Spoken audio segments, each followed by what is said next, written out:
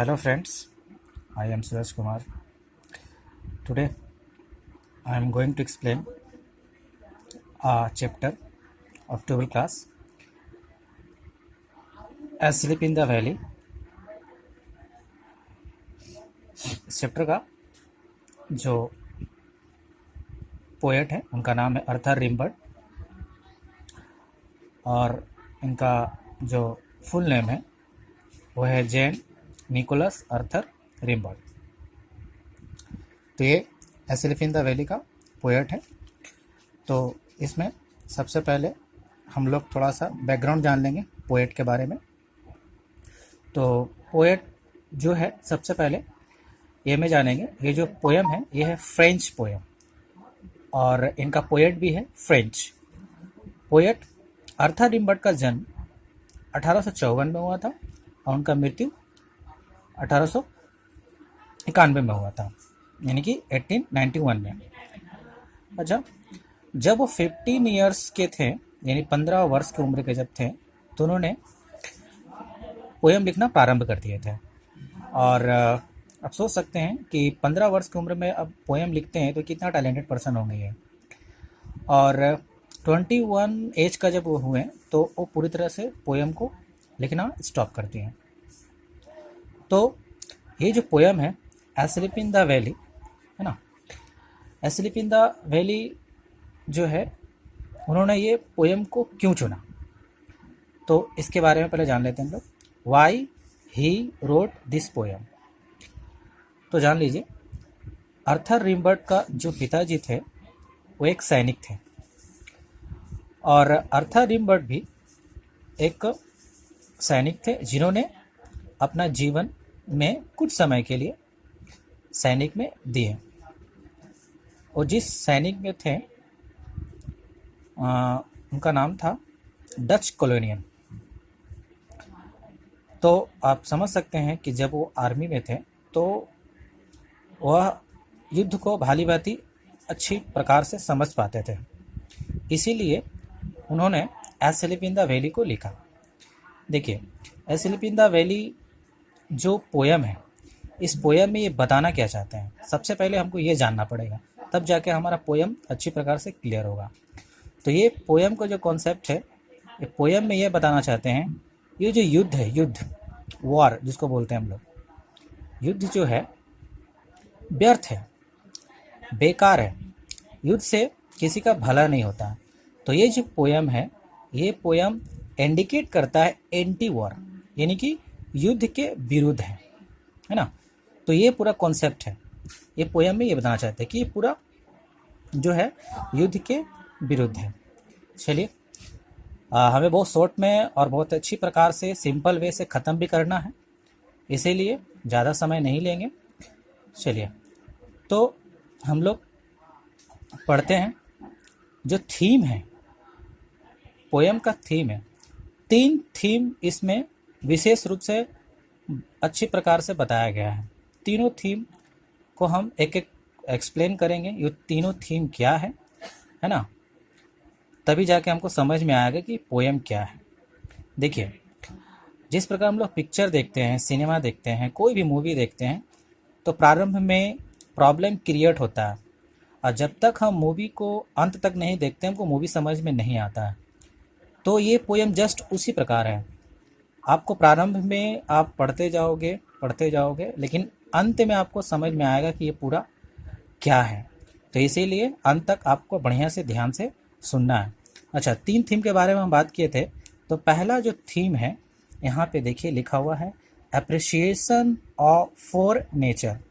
तो appreciation for nature का मतलब क्या होता है, नेचर का प्रशंसा करना।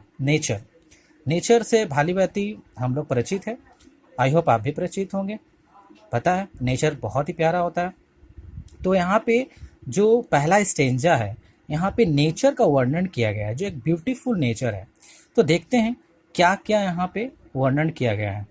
अच्छा देखिए, a small green valley where a slow stream flows. देखिए ग्रीन वैली, देखिए वैली को हम थोड़ा सा हाईलाइट किए हैं, ठीक है ना। वैली से हम क्या समझते हैं, वैली का मतलब ये होता है घाटी। घाटी का जैसे ही हमारा दिमाग में छवि आता है तो हमें ये समझ में आता है कि ओ ग्रीन वैली बहुत ही खूबसूरत नज़ारा होगा, है ना। अच्छा, ये तो खैर है ही है। अच्छा, और क्या देखते हैं वैली में? पहाड़ रहता है आसपास, फिर से नदी रहता है, फिर पत्तियां रहती है, पेड़ पौधे रहते हैं, बहुत ही खूबसूरत लगता है। तो आप समझ लीजिए यही इमेजिन यहाँ पे किया जा रहा है, यही यहाँ पे छवि है, यही यहाँ पे बता रहे हैं। अच्छा, तो एक छोटा क्या है, वैली है, जहाँ पे ना स्लो स्ट्रीम, स्ट्रीम मतलब क्या होता है? धारा। क्या होता है? धारा, यानी कि जो धारा है बह रही है ना। And lips long strands of silver on the bright. अच्छा, यहाँ पे सिल्वर भी मैं हाईलाइट किए हैं। अच्छा, तो सिल्वर क्या क्या है? देखिए, लिप्स लॉन्ग स्ट्रेंड्स, तो लिप्स क्या है? फैला हुआ है। कहाँ? नदी के किनारे। अच्छा, नदी किनारे फैला हुआ है। On the bright grass, bright grass के बारे में बात किया गया, तो ब्राइट ग्रास कैसे हो सकता है? ग्रास तो ग्रीन होता है, लेकिन यहाँ पे ब्राइट कैसे है? एक चीज़ याद रखिए, जब सूर्य का प्रकाश नदी के धाराओं पे पड़ता है ना, जिसके वजह से नदी क्या होता है? सिल्वर कलर का चमकने लगता है। अब नदी के जो नीचे जो ग्रास है, तो कहीं ना कहीं वो भी तो सिल्वर कलर का ही चमकेगा। तो इसीलिए यहाँ पे जो है ऑन द ब्राइट ग्रास, तो ग्रास में यहाँ पे क्या है? सिल्वर कहा गया। और किसे सिल्वर कहा गया है? जो लिप्स है, लिप्स जो नदी से टच कर रहा है, तो भी कहीं ना कहीं क्या है? सिल्वर कलर हो रहा है। तो आप समझ सकते हैं ना, यहाँ पे भेली है ना, वहाँ पे एक नदी है जो ना मंद गति से धाराएं बह रही है, जो बहुत ही खूबसूरत लग रहा है। अच्छा, जो ब्राइट ग्रास जो चमक रहा है सिल्वर कलर का, इससे आप थोड़ा सा दिमाग में लगाइए कितना खूबसूरत है ये, है ना। मतलब हम कह सकते हैं कि जो स्टेंजा है एकदम नेचर की खूबसूरती को बता रहा है। अब थोड़ा सा आगे बढ़ते हैं। From the mountain top stream. अच्छा, माउंटेन टॉप का मतलब क्या होता है? माउंटेन टॉप का मतलब होता है पर्वत का सबसे ऊंचा भाग, पर्वत का सबसे ऊंचा भाग। अच्छा, mountain top stream the sun's rays, sun's rays में सूर्य का प्रकाश। माउंटेन, माउंटेन टॉप स्ट्रीम मतलब माउंटेन सबसे ऊपर वाला। देखिए, सूर्य का जो प्रकाश है, जिस प्रकार नदी ऊपर से नीचे की ओर बहती है, उसी प्रकार जो सूर्य की किरणें सन्स रेज है, वो माउंटेन टॉप से क्या है? नीचे बह रही है, नीचे धीरे धीरे उतर रही है। बहने क्या? नीचे धीरे धीरे उतर रही है। प्रकाश पहले ऊपर आएगा, उसके बाद प्रकाश क्या होगा? धीरे धीरे नीचे आएगा। They feel the hollow full of light. Hollow मतलब क्या? होलो का मतलब क्या होता है? यहाँ पे समझिए। देखिए, जब पर्वत चारों तरफ से घिरा है, अब बीच में क्या है? बीच में कुछ नहीं, मतलब क्या? चारों तरफ से पर्वत और नीचे खाई, है ना। खाई, तो खाई मतलब हम बोल सकते हैं वहां पे खाई मतलब क्या? गड्ढा या निचला स्थान। वो क्या करता है? माउंटेन टॉप से सूर्य का रोशनी आता है, और जो खाई रहता है वहां पे पूरा लाइट से क्या कर देता है? भर देता है ना। तो पहला स्टेंजा हम लोग देखें, पहला स्टेंजा में क्या देखें हम लोग? स्मॉल ग्रीन वैली है, जहाँ पे मंद गति से एक नदी बह रही है, जिसके सूर्य की रोशनी से नदी का जो धारा है सिल्वर है। और यहाँ पे माउंटेन टॉप से स्ट्रीम जो है नीचे की ओर आता है, और पूरा होलो का क्या करता है? पूरा लाइट से भर देता है ना। इस प्रकार हम देखें पहला स्टेंजा में यहाँ पे नेचर का वर्णन किया है बहुत ही खूबसूरती से। जिस प्रकार हम लोग इमेज में, पिक्चर में देखते हैं ना, तो बहुत ही खूबसूरत रहता है नज़ारा, वही यहाँ पे क्या है? वर्णन किया गया, ये वैली का वर्णन किया गया है। अच्छा, come to the next stanza. देखिए, नेक्स्ट स्टेंजा जो है, सेकंड स्टेंजा जो है, वो है एक्सेप्टेंस ऑफ डेथ। अच्छा, ये जो थीम है एक्सेप्टेंस ऑफ डेथ क्या है? ये कहना चाह रहा है कि हमें डेथ को एक्सेप्ट करना चाहिए। हाँ, ये हम लोग को पता है, और शायद आपको भी पता है, और पता भी रहना चाहिए, दुनिया में जो भी जन्म लिए हैं उनका मृत्यु क्या निश्चित है। ये हमको एक्सेप्ट करना पड़ेगा, इससे हम पीछे नहीं जा सकते, इसको हम नहीं मान सकते हैं, है ना। हमको इसको मानना ही पड़ेगा, इसको इग्नोर नहीं किया जा सकता है। तो यहाँ पे एक्सेप्ट करते हैं कि डेथ होना जरूरी है। अच्छा, पहला स्टेंजा तो समझ में आ गया, दूसरा स्टेंजा में आते हैं। तो दूसरा स्टेंजा का लाइनिंग है, a soldier very young lies open mouth. देखिए, एक सोल्जर है, सैनिक है, वेरी यंग, बहुत ही यंग है, लाइज पड़ा हुआ यानी लेटा हुआ, ओपन माउथ मुंह को खोलकर, a pillow made of fern beneath his head, अब देखिए ये घाटी है, घाटी का वर्णन किया हम लोग। घाटी का बगल में ही एक सोल्जर है, यंग है बहुत ही, जो क्या है, सोया हुआ है। कैसा सोया हुआ? मुंह को खोल कर सोया हुआ। अच्छा, यहाँ पे आप पीलो मेड ऑफ फर्न हाईलाइट किए हैं, इसको समझिए। अब पीलो मेड फर्न, फर्न क्या है? फर्न एक प्रकार का पत्तियां हैं जो क्या काम कर रहा है, वो एक पीलो का काम कर रहा है। पीलो मतलब क्या? तकिया का। जिस प्रकार हम लोग सोते हैं कंफर्टेबल के लिए तकिया लेकर सोते हैं ताकि आराम से हम लोग सो सके, तो यहाँ पर भी जो सोल्जर है आराम से क्या है, यहाँ पे आराम कर रहे हैं तकिया लेकर, वो भी किस चीज का तकिया लेकर? फर्न का, है ना। तो हम कह सकते हैं ना, यंग सोल्जर जो है यहाँ पे आराम से मुंह खोल कर क्या है, आराम से फर्न का तकिया के ऊपर हेड रख कर आराम से सो रहे हैं। और भी देखिए एस्लीप, एस्लीप मतलब क्या? नींद में है ना, नींद में। आप समझ सकते हैं कि वो वैली में एक यंग सोल्जर जो है आराम से सो रहे हैं, है ना, और तकिया का काम कर रहा है फर्न। ठीक है, अब आगे बढ़ते हैं। Esterase he in the heavy undergrowth. देखिए अंडरग्रोथ मतलब क्या होता है? झाड़ी। क्या होता है? हेवी अंडरग्रोथ मतलब क्या होता है? पूरा घना झाड़ी, है ना, पूरा घना झाड़ी होता है। तो वहां पे फैला हुआ है ना, वहां पे फैला हुआ है। पेल, पेल मतलब क्या होता है? फीका। देखिए एक नेगेटिव वर्ड है फीका, ये negative word. In his warm green sun soaked, green sun soaked, green soaked मतलब क्या? देखिए सबसे पहले यहाँ पे देख लीजिए ग्रीन सोक्ड मतलब क्या होता है? सन सोक्ड बेड। देखिए ये जो है फ्रांस कैसा देश है? ठंडा देश है ना, ठंडा देश है। तो यहाँ पे जो नेचर है वो क्या किया है? बेड को, किसका बेड को, है ना, जहाँ किसका बेड को यहाँ पे सोक्ड किया है, ये किया है जहाँ पे सो रहा है। कौन सो रहा है? सैनिक सो रहा है। कहाँ सो रहा है? Heavy undergrowth. हेवी अंडरग्रोथ मतलब क्या? जिस प्रकार हम लोग घर में सोते हैं एक बढ़िया सा चादर या बढ़िया से बेड करते हैं ताकि क्या, सोने में कंफर्टेबल होता है, उसी प्रकार यहाँ पर भी अंडरग्रोथ पे आराम से वो सैनिक सो रहे हैं। और ठंड के समय में जिस प्रकार हम लोग कंबल ओढ़ के सोते हैं, उसी प्रकार यहाँ पे सूर्य जो है, सूर्य क्या किया? बेड को गर्म कर दिया है और प्रकाश ऐसा किया है ताकि उसको ठंडा ना लगे, है ना, यानी कि कंबल का कार्य कर रहा है, इसीलिए यहाँ पे बोला सन सोक्ड बेड। अच्छा, ये तो देख लिया हेवी अंडरग्रोथ उनका बेड का काम कर रहा है, सन सोक्ड बेड उनको कंबल का काम कर रहा है।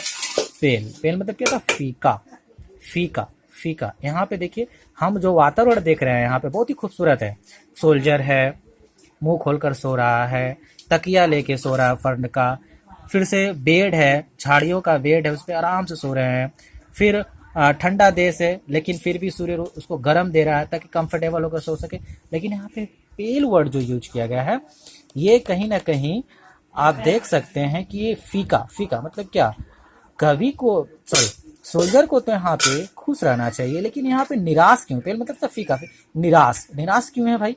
यहाँ पे तो कंफ्यूजन कर रहा है, निराश क्यों? इनको तो खुश ही रहना चाहिए। चलिए ये क्यों है ये हमको बाद में पता चलेगा, है ना, तो इसको आप ध्यान में रखिएगा। पेल मतलब फीका क्यों है ये, है ना। अब आते हैं next stanza. His feet among the flower he slips. उनका जो पाँव है, हिज फीट, पाँव, पाँव कहाँ है? फूलों के बीच में है ना, कहाँ है? फूलों के बीच में है। His smile is like an infants. उनका जो हंसी है, स्माइल है, वो कैसा है? इन्फेंट्स, इन्फेंट्स मतलब क्या होता है मालूम है? इन्फेंट मतलब होता है शिशु। आप शिशु को हंसते हुए देखते हैं ना, उनके अंदर कोई छल कपट नहीं रहता है ना, उनके अंदर कोई छल कपट नहीं रहता। तो उनका भी जो स्माइल है ना, वो क्या है? इन्फेंट्स है, जेंटल है, विदाउट गाइल, मैंने बिना छल कपट का, है ना। आप समझ सकते हैं। तो मैंने एक बच्चा जब सोता है तो बच्चा सोता है, जब समझ सकते हैं कि बच्चा कितना खूबसूरत लगता है सोते हुए, और जैसा लगता है कि मन मोह लेगा, है ना, और उनके अंदर कोई छल कपट नहीं रहता। तो यहाँ पर भी सैनिक जो है मतलब इस प्रकार से सोए हुए हैं। आप उसको देखिएगा तो लगेगा ही नहीं कि उनको किसी प्रकार के तकलीफ है ना, तो बहुत ही आराम से वो हंसते हुए सो रहे हैं। अच्छा, यहाँ तक जो हम लोग स्टेंजा में देखे, है ना, तो हमको पता चल रहा है क्या? आराम से यहाँ पे कंफर्टेबल होकर सैनिक जो है, यंग सोल्जर जो है आराम से सो रहे हैं, और प्राकृतिक जो है उनका बहुत ही आदर पूर्वक, सम्मान पूर्वक सब कंफर्टेबल, मैंने सब व्यवस्था करके रखे हैं, है ना। क्या क्या व्यवस्था किए हैं? जैसे फर्न का तकिया व्यवस्था किए हैं, फिर झाड़ियों का बेड व्यवस्था किए हैं, फिर सन सोक्ड बेड यानी क्या, कंबल का कार्य कर रहे हैं।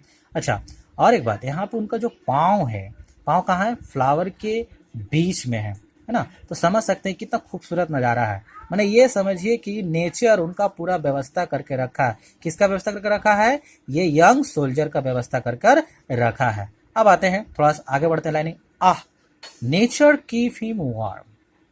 आह यहाँ पे देखो, मतलब क्या है, संवेदना। संवेदना, जब हम किसी को तकलीफ में देखते हैं तो आह निकलता है।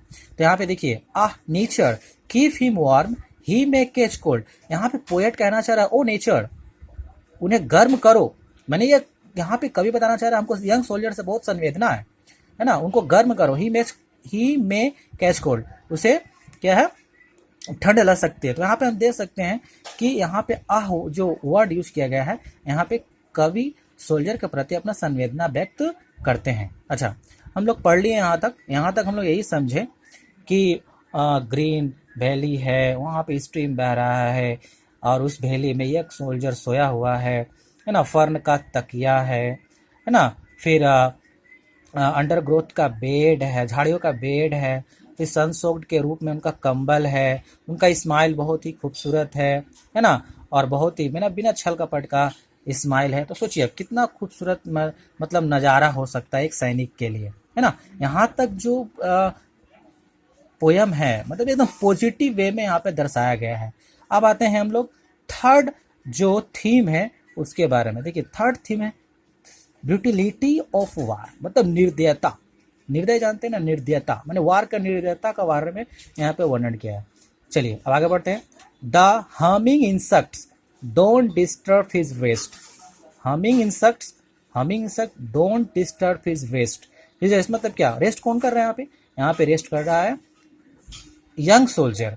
लेकिन यहाँ पे देखिए हमिंग इंसेक्ट मतलब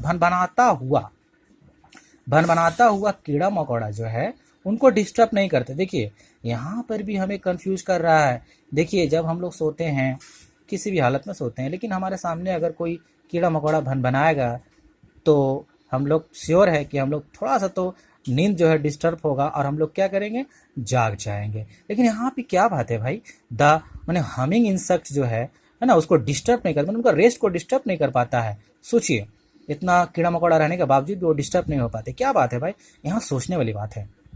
चलिए आगे पता चलेगा क्या बात है यहाँ पे। He sleeps in sunlight one hand on his breast. वो क्या, सूर्य के प्रकाश में सो रहे हैं और उनका एक हाथ जो है ब्रेस्ट पे, छाती पे है। अच्छा, एक हाथ यहाँ पे छाती पे, इसको समझने वाली बात है। उनका एक हाथ तो छाती पर क्यों है, इसके पीछे कारण क्या है। देखिए कारण क्या, अभी बताएंगे, ठीक है, अभी पता चलेगा। ये भी कंफ्यूज कर रहा है, अभी पता चलेगा। एट पीस, और भी शांतिपूर्वक, अभी क्या, शांतिपूर्वक अपने एक हाथ को अपने ब्रेस्ट पे रख के आराम से सो रहे हैं, वो भी सूर्य के रोशनी में। इन हिज साइड, जब उनके बगल में देखते हैं, there are two red holes. Two red holes मतलब क्या, उनके साइड में दो लाल छिद्र नजर आता है। अब यहां से आप समझ लीजिए कि अभी तक जो हम पोयम पढ़े एक पॉजिटिव वे से पढ़े, लेकिन लास्ट में ये यू टर्न लेता है ना पिक्चर में जिस प्रकार, उसी प्रकार यहाँ पे यू टर्न या टू रेड होल्स मतलब क्या, टू रेड होल्स आप किसको देखते हैं, इसका मतलब ये है कि सोल्जर को दो गोली लगा हुआ है उनके ब्रेस्ट में, इनके वजह से उनके साइड में क्या है, दो ठो रेड होल्स है। ठीक है, यानी कि ये जो सोल्जर था जिसके बारे में हम लोग पढ़ रहे थे, जिनका हेल्प कर रहा था नेचर, वो ऑलरेडी क्या है, डाइड है। यानी क्या, वो मर चुके हैं। क्यों मर चुके हैं, ये मर चुके हैं क्योंकि ये युद्ध किए थे, इसी युद्ध में क्या हुआ, इनका मृत्यु हो गया था। ठीक है, इसीलिए यहाँ पे क्या है, टू रेड होल्स हमें पता चलता है कि उनको दो गोली लगा था। अच्छा, यहाँ तक समझ में आया। अब हम लोग आते हैं जहाँ पे कंफ्यूजन था, है ना, पेल, है ना, फीका। फीका क्यों है, देखिए ये जो वातावरण है बहुत ही खूबसूरत है ना, वैली है, वहाँ पे फर्न का तकिया है ना, झाड़ियाँ का बेड है, सन सोक्ड है, लेकिन सोल्जर का जो फेस है वो क्या है, फीका है। यानी यहाँ पे क्या हम पता चल रहा है, क्योंकि वो क्या है, डेथ हो चुका है, मतलब उनका मृत्यु हो चुका है। अच्छा, उसके बाद आते हैं हिज स्माइल। उनका स्माइल जो है क्या, इन्फेंट, शिशु की तरह, विदाउट गाइल, मतलब बिना बिना छल कपट का। पता है क्यों उनका स्माइल ऐसा क्यों है? अब सोचिए, किसी को गोली लगेगा तो कितना तकलीफ होगा, है ना, तकलीफ कहरेगा, उनको बहुत तकलीफ होगा, लेकिन इनको तकलीफ क्यों नहीं हुआ? कारण क्या है इनको तकलीफ नहीं हुआ? ये हंस रहे हैं, क्यों? क्योंकि इनको ये एहसास है कि मैं अपना जीवन जो दे रहा हूँ अपने देश के प्रति दे रहा हूँ, इसीलिए उनको गोली लगने के बाद भी उनको यह खुशी है कि मैं अपने देश के लिए प्राण दे रहा हूँ। इसीलिए उनका जो हंसी है यहाँ पे, मरने के बाद भी वो क्या है, हंसता हुआ है, स्माइल है। उनको खुशी है कि हम अपने देश के लिए जान दे रहे हैं। और क्या, विदाउट गाइल, मतलब क्या, उनको कोई तकलीफ नहीं है, कोई तकलीफ नहीं। क्यों तकलीफ नहीं उनको? क्योंकि वो देख रहे हैं कि मैं अपना प्राण जो निछावर कर रहा हूँ अपने देश के लिए कर रहा हूँ। यहाँ से ये समझ में आता है। अब आते हैं ये वाला पॉइंट, हमिंग इंसेक्ट क्यों डिस्टर्ब नहीं कर रहा था?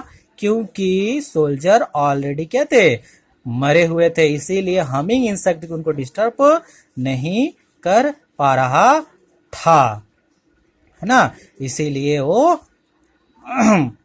आराम से सो रहे थे। तो आई होप मैं बढ़िया से इसको एक्सप्लेन कर पाया हूँ, एक बाई वन बाय वन कर कर। अच्छा, जिसे जहाँ प्रॉब्लम होगा वो मुझे व्हाट्सअप नंबर पे वो हमें मैसेज करेंगे कमेंट में कि हमको ये प्रॉब्लम है, मैं उनको सॉर्ट आउट कर दूंगा, ठीक है ना। अच्छा, तो यहाँ पर हम देखें क्या थीम, क्या हम देखें थीम यहाँ पे ये देखें, और इससे जो मैसेज मिलता है, यानी अगर हम सारांश देखें या इसका मीनिंग देखें तो हम यही समझ पा रहे हैं कि जो युद्ध है, युद्ध क्या है, एक बेकार चीज़ है। युद्ध से हमें मतलब कभी भी पॉजिटिव चीज़ हासिल नहीं होता, हमेशा नेगेटिव चीज़ होता है। आप सोचिए ना, यंग सोल्जर, उनका क्या गलती है? वो तो अपना देश के लिए अपना आर्मी में भर्ती हुए हैं, अपना देश के लिए लड़े, उनकी क्या गलती है जिनके वजह से उनका मृत्यु हो गया, युद्ध के वजह से मृत्यु। उतना ही छोड़िए, युद्ध में कई लोग मारे जाते हैं जो यंग रहते हैं, उनका फ्यूचर बहुत ब्राइट है, वो बहुत कुछ अपने जीवन में कर सकते हैं, लेकिन ये युद्ध के वजह से उनका जो जीवन है व्यर्थ चला जाता है। इसीलिए इस पोयम को लिखा गया है कि युद्ध एक ऐसा मशीन है जिसमें क्या होता है, काउंटलेस, अनगिनत सैनिक क्या होता है, मर जाते हैं। युद्ध एक क्या है, व्यर्थ चीज है। यही मीनिंग है इसका। पोएट यही समझाना चाहते हैं कि ये जो युद्ध है, युद्ध नहीं होना चाहिए, क्योंकि युद्ध के वजह से बेकसूर जो रहते हैं, है ना, जो यंग रहते हैं, जिनका जीवन में बहुत कुछ करना रहता है, लेकिन ये युद्ध के वजह से उनका मृत्यु हो जाता है, और वो अपना ब्राइट जो फ्यूचर रहता है उसको यहीं पे ख़त्म कर देता है। आई होप ये पोएम आपको अच्छी तरीके से समझ में आया होगा। Thank you and very much.